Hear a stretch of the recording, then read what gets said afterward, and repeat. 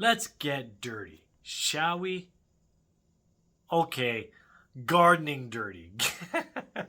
It is springtime and people are starting getting their gardens ready to plant flowers and vegetables and hey, what even trees and fruits, you name it. Or hey, why not just plant grass? Hey everybody, I am Morris Jerka, and it's so great to be here in front of all you again. Let's talk about laughter and gardening. You see, on the surface, they might seem unrelated.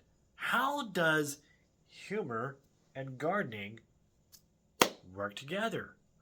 Here's what they are both powerful tools for well being.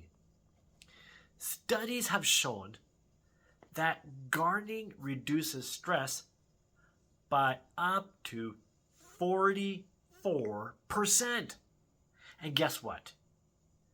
If you add a little bit of humor into that, guess what? That's going to amplify those benefits.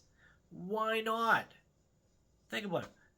44 or even more when you add laughter to that?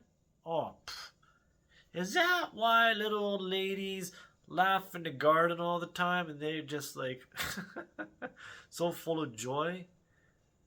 I can talk about my mom and my baba. They love gardening. And so did my dad.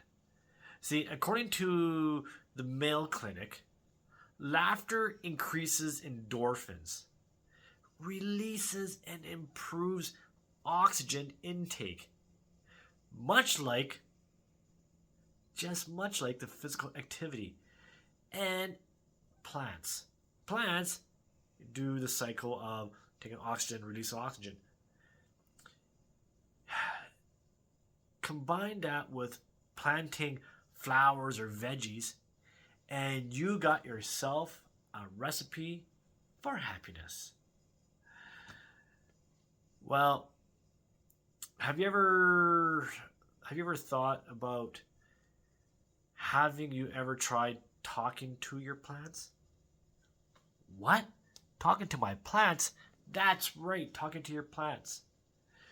Research from the Royal don't mind, please forgive me here. I'm Horticultural Society found that plants actually grow faster when spoken to.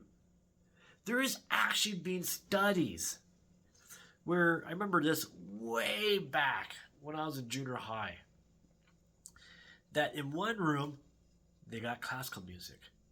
In the other room they had heavy metal. And what they found in the classical music room, the plants grew towards the speaker. Where the heavy metal, the plants grew away. Now there's also research that found that when you spoke positive, like to ice to water and it freezes, it creates this beautiful pattern, and even plants grows more healthier.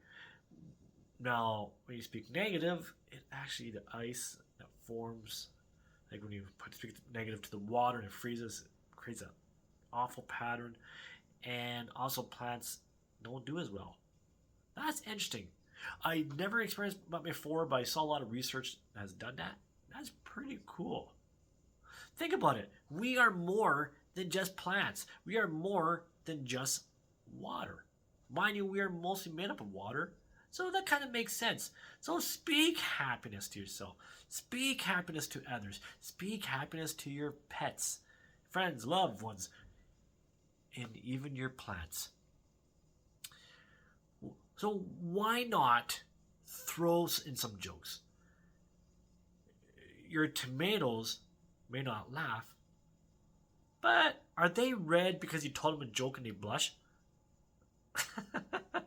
I don't know. And gardening doesn't have to be serious. That's why some people like getting out there, being playful, decorate it with some gnome size or hammocks and little frogs, and just have fun, fairies or whatever you want to do with it. And it paint some rocks, some funny faces on it. It's your canvas. How do you want to make your environment joyful? Because you know they say you are who you hang around with. Well, I don't have anybody to hang around with. Then make your environment positive.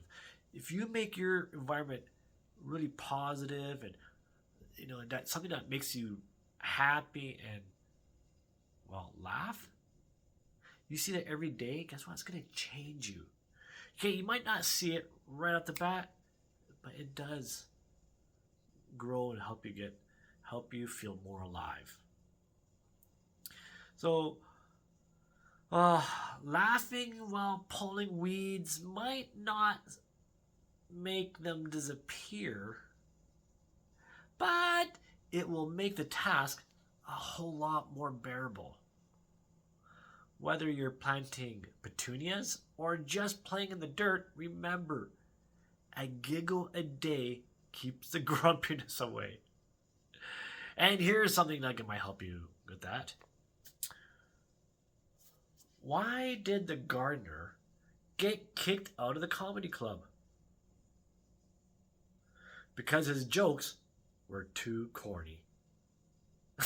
Okay. All right, that was corny. Well, I thank you so much, everybody, for tuning in. Go ahead, click that like button, click the share, leave a comment. Love to hear from you, and subscribe. And I wish you all an amazing day.